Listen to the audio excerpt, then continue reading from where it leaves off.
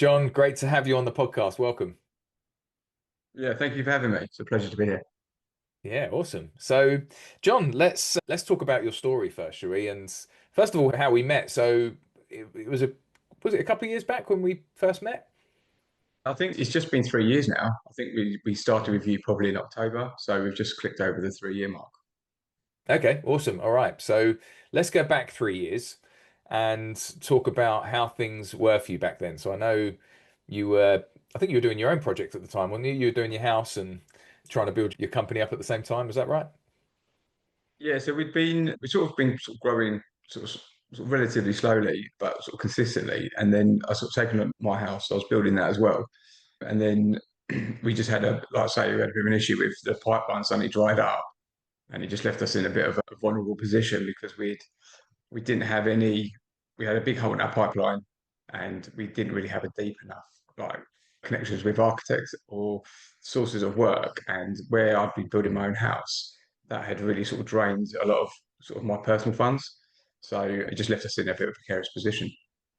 Yeah, I mean, I've done that time and time again, built my own houses, and it's painful, especially, if you're doing it to live in and it might not necessarily be to sell, you sort of chuck all your money into it and it's just like a endless pit, isn't it, of money disappearing. And then Yeah. that's quite stressful then on the other hand. So why do you think you had this pipeline problem? Was it that you taken your eye off the ball, or was like, what do you think led to the pipeline not being where you wanted it to be? I think we'd already always been really fortunate with we'd always taken on a small number of projects because for us it's about sort of the delivery. So I always wanted to be really involved. So we'd taken on a small number of projects, but we'd always been able to sort of make a couple of phone calls and get a job straight away without any issues.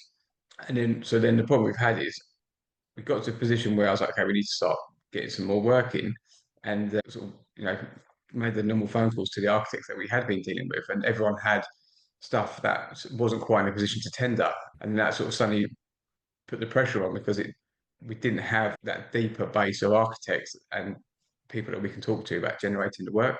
And so that's when it sort Yeah. of really hit home that we needed to sort of go out there and really sort of get a bit more of a name for ourselves. Yeah, and come up with a bit of a marketing strategy. So that's easy done, isn't it? I think we can come quite reliant on good sources of work and, put all our eggs in, a couple of baskets potentially. So that I think there's a lot of people that can relate to that. Let's just go back a little bit further, John, to what your background is, because you haven't got a trade background, have I? Is that right? Yeah, no, I was a chippy. So I've Oh, always you were a been chippy. sort Oh, of okay. super prime in West London. So that was my sort of my main background. And then once I left, I stopped doing that. I started flipping houses for myself. So I sort of done a bit of development. And then when the sort of markets changed in sort of 08, oh 09, we then moved into working for clients. Oh, cool. Okay, awesome. Right. So, if for some reason I thought you had like a project management or QS background or something, so I must have got that wrong. You obviously come off more professional than a chippy when we talk. Yeah. So, all good. So, okay, so you were doing some real high-end projects. That was your background. Was that your intention then when you started this company to get into the more luxurious high-end work?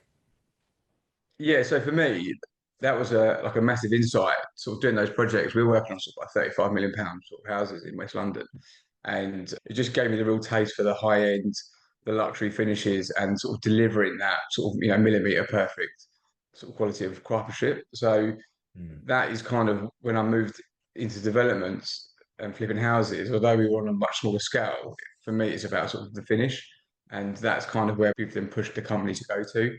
So we're working on like Mm. the sort of the prime in sort of outer London. Yeah, perfect. Okay. All right. So, let's just go back a step then. So we said that in the middle of doing your house up, you need as much money as possible to do that because it's expensive. And then all of a sudden, work's drying up. You've reached out to all your current contacts. They haven't got a lot. So what happened from there? Where did you go to, what did you do to turn things around? Well, so we sort of kind of came to you guys because we were in that position where we couldn't find the work. Everyone that we'd spoken to or were speaking to didn't have anything that was available or sort of ready to start or ready to tender. So we were just in this position where we started trying to do some marketing, and then I just sort of came across your podcast and started listening to it. I was thinking, oh, there's some really good sort of bits of information on here. And then suddenly you sort of say you're in my feed all the time. I just thought, well, this is a bit of a bit of a coincidence. So I just sort of reached out and obviously we started working together. Yeah, cool. So the algorithm got you in the end, which is Yeah, that's which is what it. we want. Yeah, If yeah.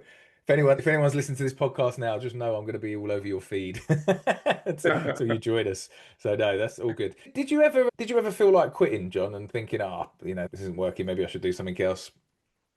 Yeah, so I mean, when this was all happening, it was sort of coming up to my 40th, and I suppose there's a bit of reflection that we sort of been doing really well, had this sort of nice steady growth, and then suddenly my sort of personal funds had sort of completely dried up where we put everything into the house. We didn't have a continuation of work. There was like a massive amount of stress, and you sort of just looked at it and thought, well, is this what is this what I want? So I sort of went down a bit of a rabbit hole, sort of like personal development, I suppose. And that's kind of where I then was looking through different podcasts. I remember reading one of the books, which was sort of No Excuses, which sort of just popped up on, I think it was on my Spotify. And so I listened to it. I found it quite interesting. And then I thought, do you know what? I wonder if there's something like this that's construction based. And that's where obviously I stumbled across your podcast. So yeah, it was that point of looking at it. But for me, I absolutely love construction and it's something I've always wanted to do. And at one point, I was going to sort of be an architect. I'd had looked at doing that. So it was something I was always into. So I knew that I kind of wanted to stay into this arena. I thought it was a bit of unfinished Mm. business. So I thought sort of double down and see what I can do to sort of keep going and grow the business. Yeah, nice. It reminds me of a similar situation I went through when my business collapsed many years back. The first business I had, it was so stressful. I was going through a really difficult time, and weighing up, what did I want to do? Did I even want to stay in this industry or do something else? But construction's what I knew and loved. That's all I'd ever done since growing up. But I did the same as you. I went on a bit of a self-development journey, and read a ton of books and listen to a ton of podcasts and some real motivational stuff. And I must say, like working on your own mindset during those periods, and if anyone's listening to this and they're going through a period like that at the moment, really take some time out to work on your own mindset because that is what's going to turn things around eventually for you. So, yeah, I can definitely relate to that, John. So, let's talk a little bit further then. So, you've joined our membership, our Develop Masterminds, but things didn't click immediately for you, did they? I remember when we first started working together and getting messages from you back and forth, but you were putting in the work. So tell us like what actually happened right at the beginning, because it wasn't as if you just landed a job on day one, was it? No, I mean, so we obviously you get your onboarding and we're going through those bits. We'd sort of already kind of looked at what we need to do and sort of realised that we need to increase our marketing sort of outreach to other architects and try and find the work at source. So we sort of started to implement updating our website, and then the big things from like, takeaways from what you guys were doing was the this is sort of the when you send a price through the actual document that it goes through where it's personalized to the client. It has a lot more information about what we do as a company, how we work. I think that really made a massive difference. From that point, we started to win a lot more work. Our sort of hit rate was far higher. We kind of went on a bit of a streak of winning pretty much everything. And I Mm. think that as opposed to just giving someone a sheet of numbers, we were able to give them a document that sort of explained what we do and where our value is. I think that's a lot of the time. We're never the cheapest company, but I think the service that we provide is a really high quality service. So it's trying to get that across to the client so they understand that you're not just going to do the work, it's how you look after them and look after the build and the whole process. Yeah, 100%. I think this is one of the keys, isn't it? Is having like your unique selling point and understanding what that is. I think many companies they'll come up with some generic selling point that isn't unique because everyone's got the same sort of same three selling points that they do, but really understanding where your value lies. And yeah, that might mean you're not the cheapest, but we don't want to be winning work because we're the cheapest, do we? We want people to appreciate why they're paying a little bit more. So yeah, really clear that you've done that. So that was good. You got very clear about your messaging. And I don't know whether anyone might have missed this, what John just said, but one thing that he did change, which was really key, was learning what the client actually wanted to see in those brochures and in those presentations, because we've really got to be able to personalize the offer that we're giving to the client, and that was something you were able to do. So that's awesome. I'm glad that really picked your conversion rate up again. So just give us a guide as well, John, on the type of projects you are now aiming for. What was the sort of value of projects that you were aiming for back then and that you're now delivering? Yeah, so I mean, previously we were sort of the project size was between sort of 400 and I think the biggest one we sort of done was about 750. And I remember looking at, the big houses that were going up and thinking, oh, how do you get involved with those sort of projects? Now, the smallest project we've currently got on is what, 1.2 million. We've got one that's what, 2.5, and we're looking at some stuff that's in sort of 4+ million mark. So it's been a complete change in the caliber of work that we're doing. And it's hard because sometimes you are turning down work because we can't be competitive at that level. But yeah, so it's been like a complete sort of change that where we're now the company that clients are they're coming to us and saying, look, we've got this project, can you build it for us? Whereas, like I said before, I was looking at these big sites and thinking, how do you even get involved and sort of get to a point where you're credible enough for them to actually sort of consider you? Yeah, and it's great that you've got that reputation locally. And there's something I need to tell you, John, actually. I haven't actually told you this, but I was speaking to a member in our group the other day who's actually in your area. And we were talking about, how his architect's outreach was going, and he was just starting some of it. But he said that there's no point me going for the architects around here because John Eastwood's got them all sewn up. They're all going to John. And I said to him, well, look, there's because he's not doing the 2 to 4 million pound Yeah. bills. He's doing much smaller stuff than that. I said, I'm sure those architects got smaller stuff as well. I'm sure John hasn't got the lot. I feel But bad it just now. Yeah. shows, but it just is testament, isn't it, to how you're viewed locally, in the area that Yeah, actually, it's good. you're the company that's sewing a lot of this work up and you're the go-to company. So that's awesome. Great to hear. So why do you think that's easier then? Like, I mean, one thing we always talk about, don't we, is that when you're scaling, rather than scaling volume of projects, can we start thinking about scaling the value of the project? It's an easier way to do it sometimes. But you've obviously experienced that, John. So why do you think now you're turning over, multi-millions? Why do you think that's an easier way of doing it? Well, so I suppose it's for me personally, again, because for us it was all about the quality. So I don't want to have hundreds of projects. I want to keep it down to a maximum of like 4 or 5 projects. So Mhm. to achieve the sort of turnovers that we want to be doing, you've got to be doing high value work. And it just means that you can sort of commit far more time into the project. Like personally, I'm involved with the sort of management team are heavily involved with everything. So it's just by doing a better value job, you've got the better materials. There's a better quality product, and it just makes for me it makes life easier, and it's kind of what I want to be doing. I'm not that sort of rat race of sort of trying to race to the bottom of knocking out 3x3 extensions. It isn't really gonna do it for me. It's not what I'm about. Hey, can I just ask a quick favour? We're constantly trying to bring on the best guests on this podcast so we can deliver as much value as possible. But the only way we can do that is if we get more subscribers, more likes, more comments, and more reviews. So subscribe to this channel and click notifications so you know every time we've got a new video coming up. Give us a review if you're getting any value from it, and give us a thumbs up. We'd really appreciate that. Yeah, sure. One of the worries I think with a lot of builders that are scaling up, and going from maybe, half a million pound company to 3, 4, 5 million, they worry about what is that going to do to the business owner? Like, is that going to absolutely just fry me time wise and I'm just going to be, completely inundated? You're really testament that that isn't necessarily how it goes if you run it the right way. So maybe you could just give us some insights into, what have you put in place that means, you're not working 24/7 with regards to maybe team or systems? Like, what particular things have you done that has had the biggest impact to make it easier for you? Yeah, I mean, yeah, if you were trying to sort of scale that as a one man, I think it would sort of kill you really. So originally it was just me and myself. Before we started with you, I think my brother started working with me for about a year, and that had taken a load of pressure off. But the biggest thing, and again, it's one of the things that you were sort of, whenever we were speaking, you're like, you need to get a project manager, and that has been our biggest thing that's changed how we've progressed. Hmm.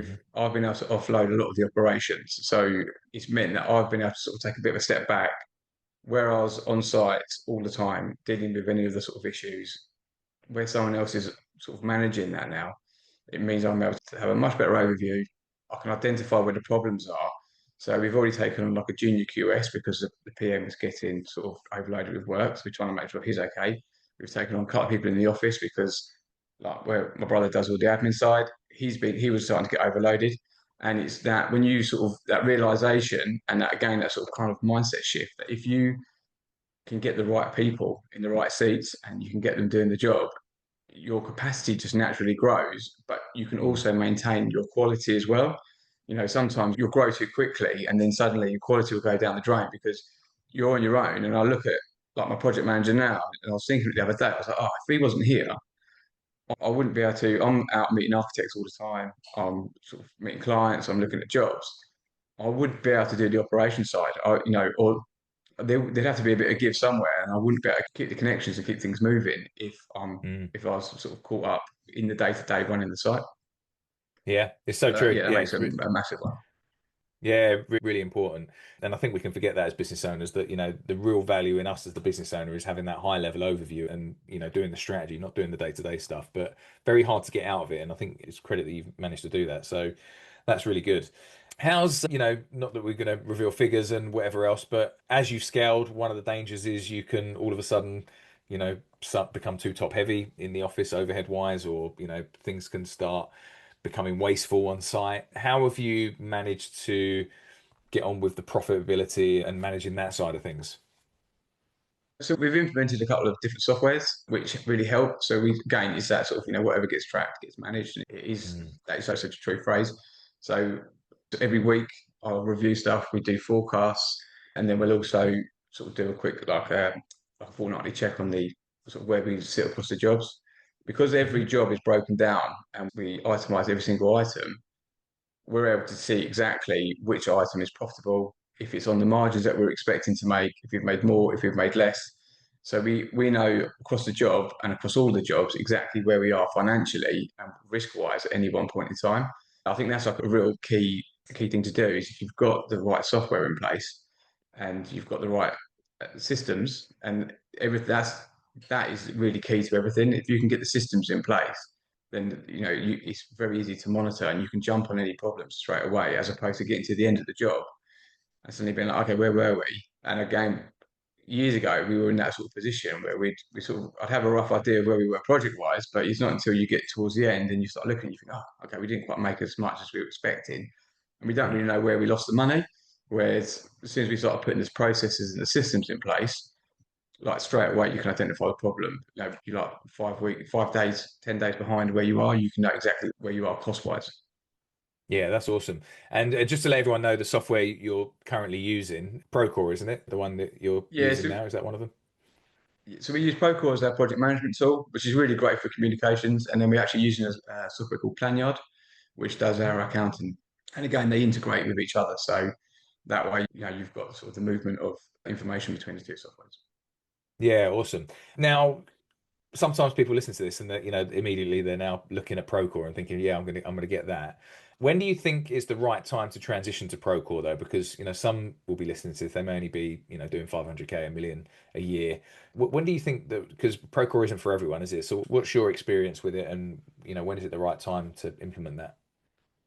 So we used Builder Trend to start with. So that we did that for about 2 or 3 years, and that's a bit more of it covers a bit more sort of the smaller jobs up to the bigger ones. I mean, Procore really say that they don't look at anyone unless they're doing over sort of 1 to 2 million a year. That's kind Hmm. of their entry level because they're kind of more set up for much bigger companies. They sort of do 100 million projects. So we sort of looked at it and thought, well, if we get in a little bit earlier as we grow, we've then got the software in place as opposed to sort of growing and then having to change again. So that was my sort of Mm. thought process behind it. Yeah. But yeah, sort of like your sort of 1.5 to 2 million is probably your entry level for Procore. Yeah. Okay. Awesome. That's good. Good to know. So let's think about the future and what your plans are, John, for the business. Where do you want to take this business over the sort of, the next 5 years or so? Have you mapped out what you potentially want to do with this? Yeah, we've got like quite a clear vision on what we want to do and and sort of getting all the management team on board with that as well. So everyone kind of knows what we want to do.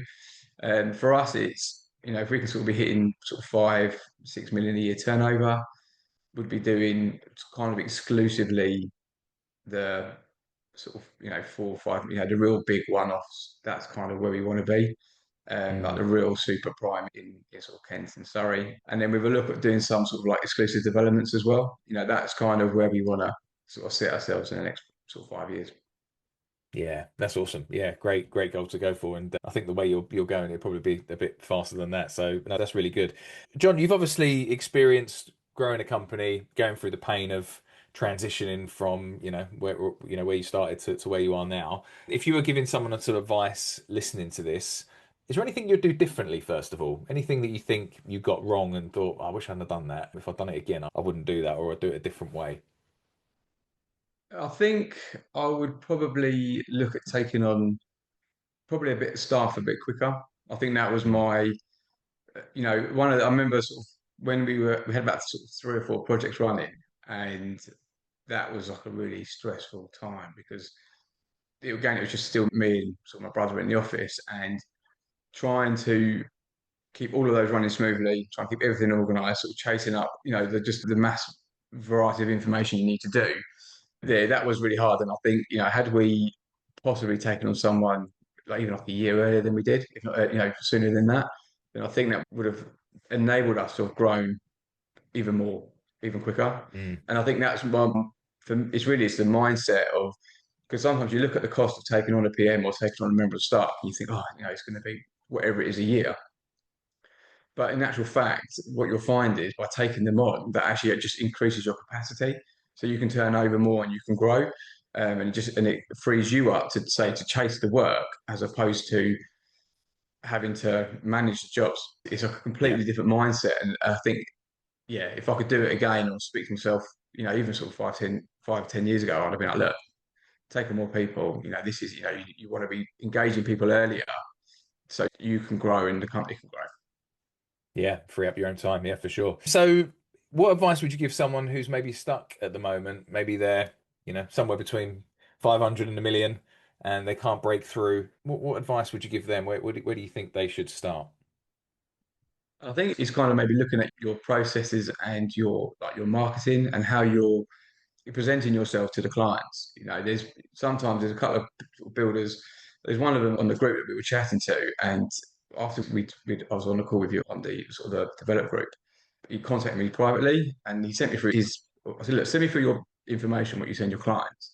And I had to be like, I said, look, do you want me to be brutally honest or do you want me to just sort of sugarcoat it? And he's like, no. And I said, that isn't going to get you those jobs. I'm looking at that now and I'm saying, that's like a 300 grand project kind of contractor. You're not Hmm. selling yourself for the higher end stuff.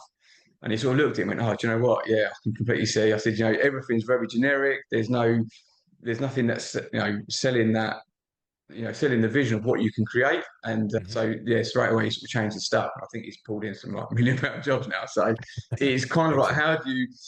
how do you sort of, present yourself to the clients and to the architects and to the, contract administrators? How do you sell yourself to show that you're capable of delivering these projects? Because that's ultimately what they all want. They want to know that Hmm. if they give you the job, that you're going to deliver and deliver what they want. Yeah, 100%. Yeah, that's really good. And that's one thing I do love about our community is that everyone sort of jumps in and helps each other out and gives a bit of Yeah. advice because, we don't know it all, do we? Really, that's the reality of it. And sometimes when people are actually experiencing something right now and or someone comes on, they can just offer absolute gold sometimes where, everyone in the group goes, "Oh, wow, none of us actually thought of that." So it's great that you're able to, deliver that help. So we've talked about what the next level looks like for you, John, and it's quite exciting. I think, we're looking forward to seeing you achieve that as you go forward. Do you think that you've changed as a leader and a business owner as you've grown this business, or have you had to adapt yourself? Yeah, I think there's definitely been change. For me, it's again, well, sort of, you're in the midst of it, where now I can take a step back. I can sort of see how everyone's doing, not on a personal level, but how they're working and sort of maybe offering some advice or trying to make sure they've got the right training or trying to understand or like trying to bring them on to the next role. We want to sort of hire within. So I mean, I take a step back. I can sort of see who's doing what, how they're working and doing that side of it. So I think that's probably, I've been a bit more involved in that really. Yeah. But I don't think I've changed too much. I've tried to keep it the same. No, that's awesome. John, really valuable. I appreciate all your time on the podcast today. And I love doing episodes like this because I just find it really inspiring for me, to be able to see your journey and how you've changed. But I know anyone listening to this will find it inspiring too. I know when I was trying to grow my business, you were just always looking for those stories of how people did it. That just makes you think, yeah, if John could do it, I can do it as well. I just need to maybe change a few things. So thanks for your time today, John. We really appreciate it. Yeah, no problem. Thank you for having me. Awesome. And where would people find you, John, if they wanted to see the type of work you're up to? And I know there's a few architects that listen to this as well. Where would they be able to get hold of you? So we're on Instagram and LinkedIn. So Instagram is Carrington's Limited and on websites carringtons.co.uk. Awesome. We'll put that in the show notes as well. Thanks, Thank John. you. All the best. Yeah, thanks a lot. Speak to you later.